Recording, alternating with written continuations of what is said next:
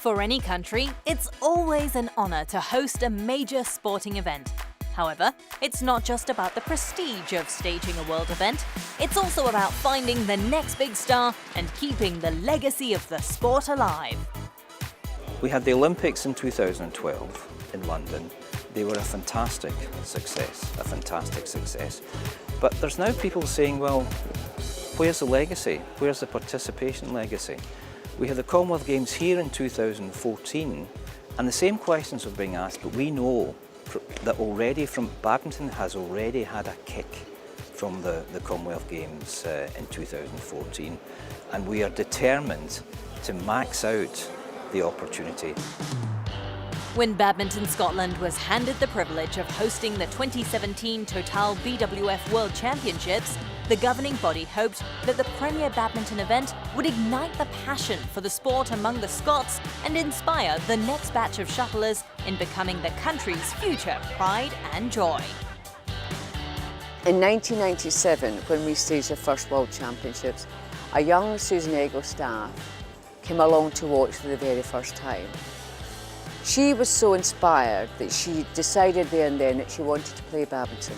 At that same event, a young Imogen Bankier came along to watch for the very first time. Susan went on to win a Commonwealth Games medals, and Imogen Bankier went on to win a mixed doubles silver medal at the 2011 World Championships. And we have our own Kirsty Gilmer. She's a European silver medalist and a Commonwealth Games silver medalist. So I am confident that at this event we will find 2 or 3 new future stars. When the World Championships got underway in August, Badminton Scotland also set in motion their legacy plans with key objectives that centred on participation, education and volunteering. Built around the championships was the Shuttle Time Big Hit Festivals, in which introductory badminton sessions for children were held in tandem with the world competition. We've tried to keep it as badminton-y as possible, but we've tried to get as many kids on court doing badminton. So most of the time we've got 30 kids on court, and we've tried to isolate certain skills within badminton that we need to work on, such as throwing, catching, hitting, movement, all those different aspects of badminton we've incorporated into the Big Hit Festivals. With the ambitious target of having 30,000 more school children interested and playing badminton by 2020, Badminton Scotland's legacy and development programme goes beyond just encouraging the youngsters to play the game. The legacy programme was developed kind of last year, looking to get higher participation in younger kids, also in active adults, and also kind of helping produce more education resources for teachers, which kind of links in to the Big Hit, as well as getting young volunteers and more disability volunteers involved within these major events and involved within volunteering across the countries. One of the aims of the World Championships legacy plans was to mentor young sports leaders. During the Big Hit, older students between the age of 15 to 18 years old were trained on how to engage young school children in the sport and how to lead and organise similar events back home. The Young Sports Leader programme, what we've tried to do is get as many of the higher kind of pupils, so S5, S6 pupils, into badminton and coaching. So what we're doing is we're training them up in 3 different aspects of badminton, one of which is the Big Hit Festival, so they can actually go out and deliver festivals like this themselves, but also if they're going out into primary schools as part of the Young Sport Leader programme, they're able and they have the skills to do that. In my case, it was just a subject that I picked in school.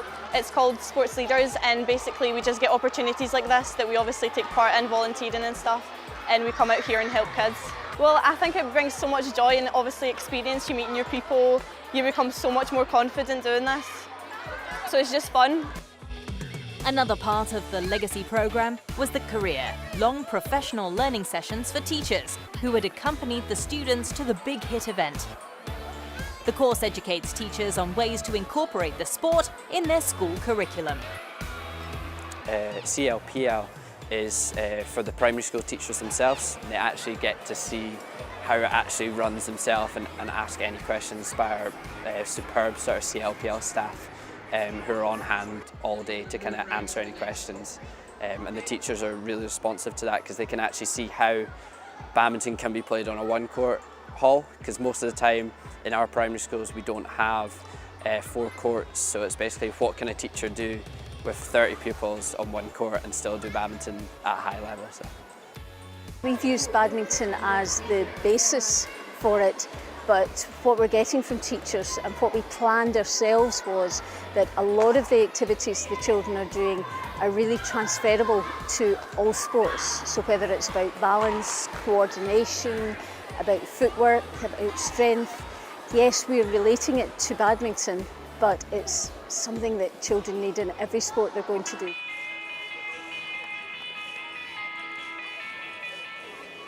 We all know the reality with kids these days. You're fighting to get them off their Xbox, to get them off their iPad. We've also got the Andy Murray factor here.